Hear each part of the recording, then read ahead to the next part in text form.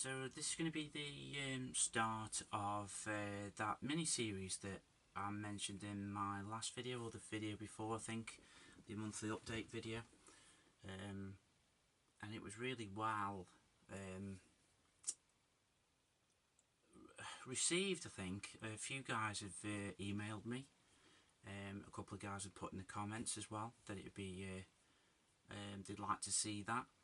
And what it's I'm going to entitle it, I made a video a few videos back, and it was me, myself and Styrene. I just got the weird, funny idea of that from, it just cropped into my head from that old, was it Jim Carrey film? Me, myself and Irene. And of course, Irene and Styrene. Don't worry guys, I am, my wit and comic value will be shown live on stage very soon, coming to a theatre near you. Don't worry, don't be worried, it's only a kid, I'm only kidding. So what I thought I'd do is keep that as the title of the series, but then I'd say like me, myself and Styrene, part 1, tools I use, or stuff like that, and that's what I'm going to intend to do. But what I'm going to do is, instead of like cramming them all into 1 month and a couple of months or whatever else, I'm going to take bits and pieces of advice from what you kind folk have given me, and I shall just basically do one when I feel like it, and it'll be in between projects, ongoing projects and all that type of thing. Just to break it a bit up so it's not constantly Panther 401 and that for the next God knows how long it takes to do, or whatever. So I'll have it at different angles, like this now is I normally film over here. I have the camera, and then the stash is behind me. So that's one different angle, and this is my bench. This is the building bench, and directly underneath you, where you are, is in the windowsill. But all this you will see, because I intend to do me, myself and Styrene is basically going to be me, my life and modelling. I want to let you guys see what I do, what I use for different things, different weathering products, different airbrushes, paint brushes, and down to what magazines I like to buy each month, my routine when I wake up in the morning and I'm day off and stuff like that. I might try and take you to the workplace to show you what I do.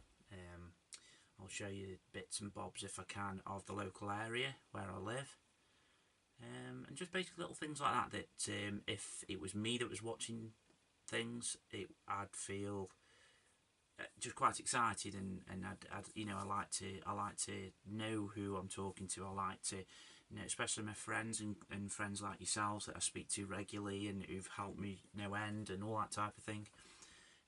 I shall then show you what I use for like tools for each project, for different aspects of my day and whatever.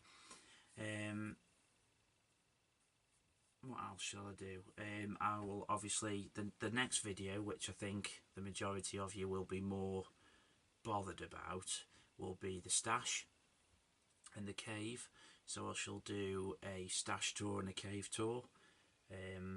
So I think that will be probably the most video that most people will want to see, other than, you know, I suppose it's a lot better than knowing about me. Anyway, so that's what I intend to do. So this first one then is just basically a brief video of me, myself, and what got me into modelling, my likes, my dislikes, and just that type of thing. So I don't want to whinge and, you know, whine and whatever else, you know, because I really don't want to do that, because certain videos I watch sometimes of people going on about, and you just like, I don't know, sometimes I feel it gets you down, it gets yourself down, don't you, and you're in a bit of a good mood and you watch someone's video and it's like, oh, And you know, I'll hold my hands up. I've done that before. A lot of you know I'm ill. It's an ongoing thing. But you know, you won't find me crying in a corner, and I'm being so badly done to and all this type of thing, because it's far from it. I'm not. I'm still smiling. I'm able to do the hobby I love. I love my sport. I love to what I can't do it so much at the minute, but when I'm fit and okay, I can do bits, but not as intensive as I used to do. So anyway, right, so let's make a start. Right, so obviously I'm Steve. Hi, I'm Steve. I'm a styrene addict. No. Yeah, so I live in a small market town in Stoke-on-Trent. It's in the Midlands. Well, I like to say it's not in the Midlands, but I suppose it is. It's the Staffordshire countryside, Staffordshire moorlands. It's called Cheadle. Now there is two Cheadles. There's Cheadle in Manchester, Stockport in Manchester, and there's Cheadle where I live. It's a little market town. It's not very big at all. It's in the sticks, which is great. I love to live here. It's just wonderful. 3 miles down the road, I'm sure most of you will know what I'm about to say. 3 miles down the road, we have Alton Towers. So in summer, if you're from a foreign country and you've come over, you may well have driven past me. Well, you certainly will have probably driven into, pardon me, excuse me, my town, Cheadle, to get to Alton Towers. It's a pain in the ass. But of course it brings revenue and tourism to the area, which is great. It's part of Stoke-on-Trent, which Stoke-on-Trent's well known for Robbie Williams, sadly. Stoke City, football club, the mighty Port Vale Football Club, the potteries industry, Wedgwood, Royal Dalton, not anymore. But you know, so the potteries, hence the nickname the potteries. My mum and dad are still married, although my mum's now a widower. My dad died in 2004. As you'll see in a minute, it probably was the worst time of my life. It was my best friend. He was everything to me. My dad was. He was my hero. But anyway, so yeah. I'm 37. I know you're now spitting your coffee everywhere and thinking, my God, 37. He only looks 21. I know. No, but I'm 37. My health has caused me to losing my hair slowly but surely, but I don't care. And I started modelling when I was 6, 7, something like that. Typical old story, and it is the same as most people's stories. My dad was building the odd couple of kits here and there, and they were like the very old original Star Wars kits. And then he'd also build like a Spitfire, which was your older 1/72nd scale Airfix. And gradually he got me into him. We used to have... I used to buy like the little 1/72nd soldiers. My son is currently building this, which is the Sherman Model Collect Firefly, which is 1/72nd. You get 2 in the box, which is pretty good. So there was scale modelling, and I also loved Star Wars figures. I love the electric racing game, but my main game was, I don't know if many of you can remember this, that is Subbuteo, a flick to kick football game. So you'd you'd have your team and you flick to hit the ball and that. Well, that was my family duo forte really. We had it passed down through generations of our family, and it was just great. I loved it. We're being sports mad. So there's that and modelling. So yeah, I'd get boxes of the soldiers, the 1/72nd scale soldiers, and used to get like what was it 50 soldiers in a box, and they'd be in a couple of different poses in this. and I'd have battles with my dad, or I'd have battles with my neighbours, my friends that were neighbours, and we'd build like the tanks and the aircraft and that, and we'd bomb. Me and my dad used to set up in different rooms, so like at one end of each room, and we'd use, can you remember Lego? We'd use the Lego bricks and we'd throw them at the setups, and of course they'd be bombs and all sorts of things. It was great, and it just took off from there. Then of course school comes, girls come, or boys, whichever way you're inclined. Girls come, school comes, and you go out more, having a bit of the old pop and whatever else. I mean, I never did. To be fair, I was too scared. I never did drugs or anything like that. I never smoked. I never even dragged a cigarette. But my downfall was drinking. I say downfall, I don't mean like, I'm a terrible addict or anything like that. I meant like, I used to love my sport, but I suppose I could have done more with my sport, but I wanted to go out with the boys at the weekends and all that type of thing, so yeah, it just went over time like that, and then gradually, and then of course school comes and your GCSEs come. Well, during that time, 15, 16 years old, my dad battled with mental illness from the age of his 18 years old. And I have my sister Sally, who's 4 years younger than myself. My dad was a psychiatric nurse for years and years and years, most of his life, and my mum was a teacher for 38 years. And of course my dad been having his manic depression, bipolar for all of his life, and of course being that way, it seems a bit funny that he was a psychiatric nurse. Well, anyway, round about that time, I discussed it was getting to this state where I'd come home from school and my dad would be in tears on the floor, crying, and my mum would be screaming at someone down the phone, shouting for help. And of course, back then there wasn't that much help out there for mental health, and that it's not as more aware as it is nowadays, I suppose. I used to come home from school and we'd have notes left that my dad's gone and ran off, and gone and got pissed and cleared my mum and dad's bank account out and stuff like that, because he was ill, and then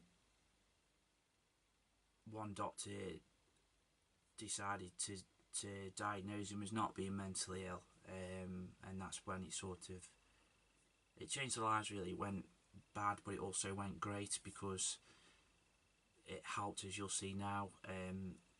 This idiot doctor said that he wasn't mentally ill after he'd been diagnosed. Different doctors had diagnosed him since God knows what age, 18 I think it was, that he was mentally ill. So as a cry of help, my dad went and did a crime. I mean, I've got no bars, I'm always open and honest with people, and that I always have been, and I pride myself on that, so I don't mind telling you. He basically, because I was in court and actually saw what happened, he basically phoned the police and said that somebody was trying to break into a shop in Hanley, which is our town centre, and the CCTV footage showed this lone policeman turning up, and my dad sort of opening his jacket like this, and the policeman you could see like that, and then he suddenly turned and ran, and you could see him talking on his radio.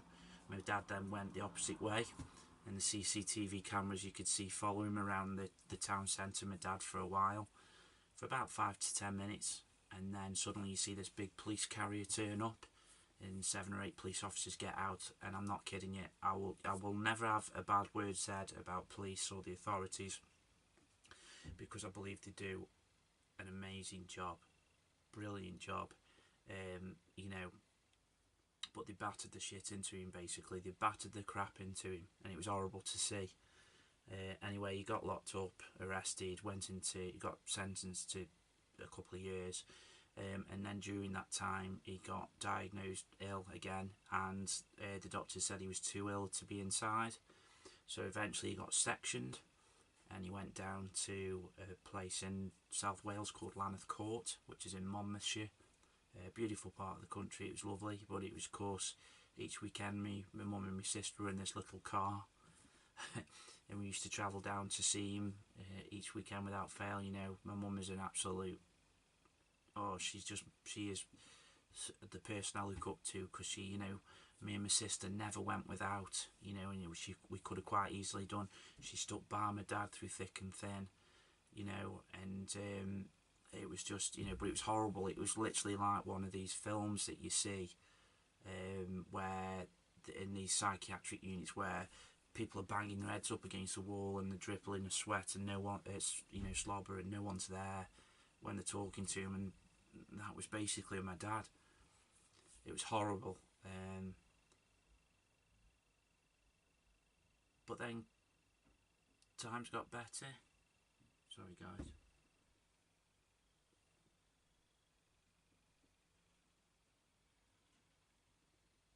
But then times got better, and then of course he went and got help, and then got released and all that type of thing, and it was great. He was wasn't better, but it was better than it actually, you know, it was for years, you know. So that happened. Sorry guys, just hang on a sec.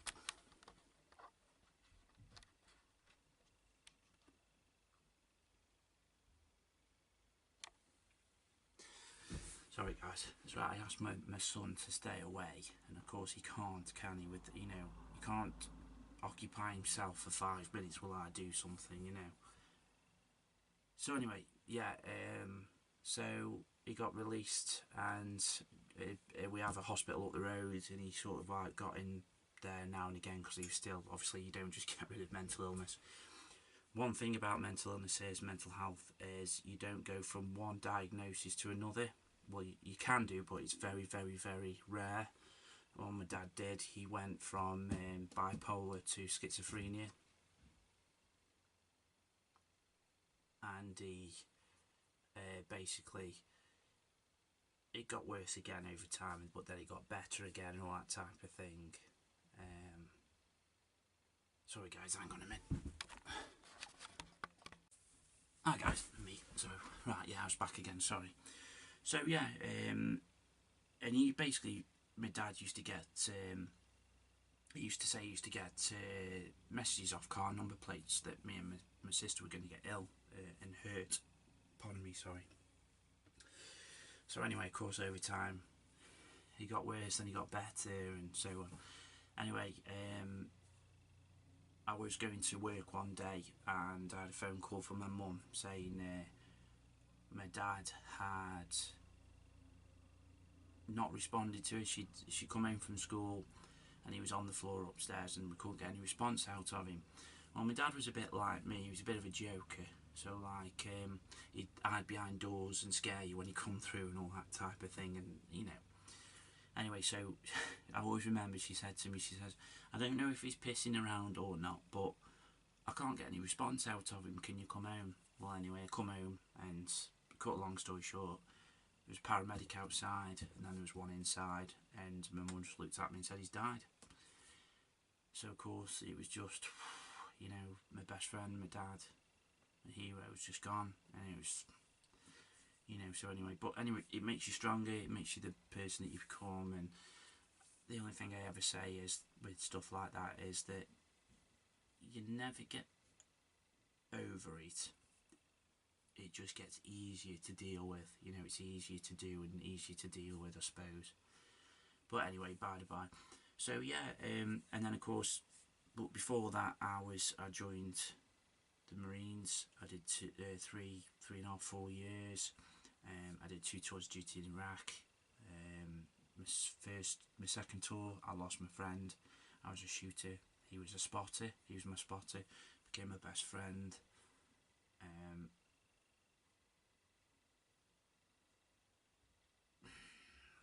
So I lost him, and then I thought, you know what, that's it, no more now. And I always wanted to be a police officer, prison officer, or a PE teacher. So I came out and I joined the prison service, HM prison service, and I was there ever since. Did 13, 14, 15 odd years. got scars all over my body, you know, from being taken hostage, beaten up, stabbed, bottled, had pots of shit and piss thrown over me numerous times. You know, it's just an awful, awful place. But anyway, then of course my health came and I had to come out. It got too much because they were going to sack me because I was on sickness. There's the support you get from HM government. So anyway, yeah, and then I decided, right, you know what, I'm going to take up modelling. I really want to take up modelling. So I did.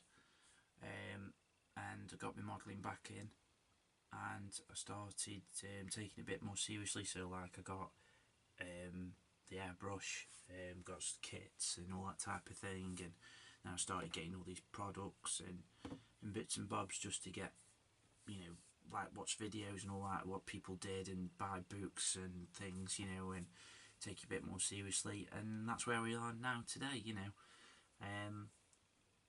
So that's about me in a nutshell. A bit more about my hobbies and stuff.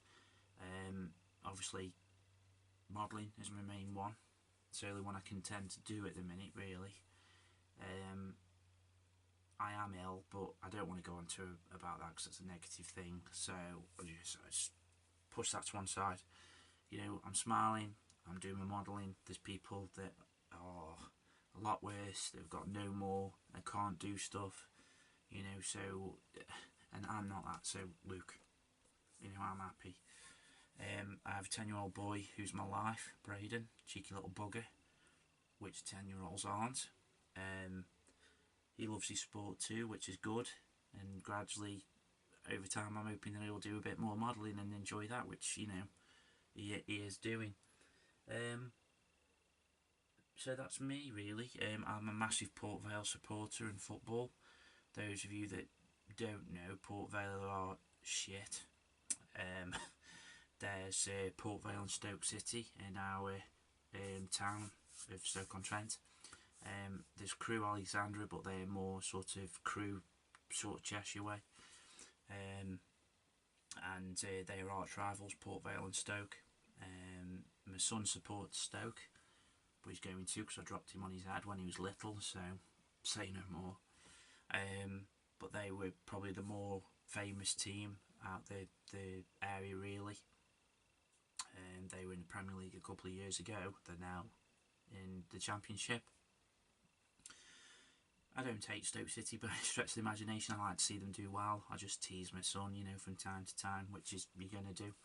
Vale are in League 2, and they're 4 points from safety at the minute. So I've said for a couple of seasons so now that we are a non-league team, and we will be playing non-league football very soon. I've played rugby all my life. I love rugby. I've done a lot of cage fighting. I love my cage fighting, MMA and boxing. I used to do a lot of that when I was in the prisons. Played a lot of rugby for most of my life. I love my football too. Tennis, cricket. Cricket I'm a bit hit and miss with, in golf and stuff, but I love to play them. Tennis I absolutely love. I love watching Nadal, Federer, you know, Murray up to you know, a time, but he's obviously retiring after Wimbledon this year, so good luck to the chap. But Federer, I think, would probably have to be my all-time favourite tennis player at this amazing time because he's a true gentleman. I'm back into my WWE wrestling. My son's got me into that. I love Brock Lesnar and Braun Strowman. I absolutely love, I've got 3 dreams in life. They are to go to New Zealand, to swim with great white sharks, because I absolutely love great white sharks, and I'd love to see the All Blacks rugby team do the haka live, because I just find it breathtaking as it is to watch them on telly do it, so that would just be amazing to do. Well, they are my 3 dreams in life I'd love to do sometime. But yeah, that's in a way that's I suppose me in a nutshell in my life, you know. Excuse me. Obviously there's a big thing at the minute with the mental health, and I've seen it from sort of that sort of the family side. I do have PTSD myself, but it's nothing bad. It's just I just can't get back to sleep sometimes. But you know, I'm not going to bore you with that. You have to live with it, and it's not bad at all. You know, poor lads, lasses who've got a lot worse, and it just breaks your heart to see. You know, so I am very, very lucky. But yeah, my life, my mum and dad always provided for us. You know, if I wanted that model kit, or if I wanted that Subbuteo team that had come out, or scale electric car, I'd have to save up for it. But they wouldn't see me go without, so they give me a bit of pocket money, but I'd have to earn it. So my dad would say, like, you know, I can get you that team, which is like £4, £5 back then. But I want you to cut the grass for us this weekend, or clean the car, you know, so I'd have to earn it. But we never went without, you know. But I feel we were brought up right, you know. We had to earn it, so we sort of got a gist of real life, you know. Of course, nowadays it doesn't happen, does it, with kids? Sorry, boys, girls. I'm just trying to think if there's anything else, really. Yeah, so that's about it, really. TV and stuff like that I love is just your usual. I love Star Wars, my favourite ever movie. My dad was a massive fan of Doctor Who, Blake Seven, The Saint. You know, I used to buy them all. It was great, you know. So I do love a lot of that.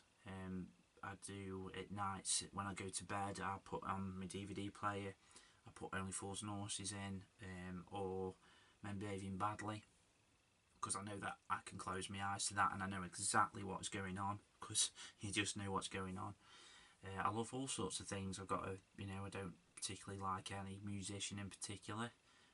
I was brought up with Michael Jackson and Prince, Madonna, but Michael Jackson I absolutely adored. I thought it was just brilliant. I still think that the best song in this world ever to date is Billie Jean, and it's just me, really, in a nutshell. So that's me. I'm fairly simple, easygoing, laid back type of guy. Nothing really bothers me because of my experience in life, you know. But I will say that I've not seen it all. I've by far not done it all. So the one person that you see that says, you know what, I've seen it all, I've been modelling for 80 years, I've seen it all, there's nothing I haven't seen, or the job that you're doing, I've seen it all, I've done 40 years and there's nothing I've not seen, they're liars.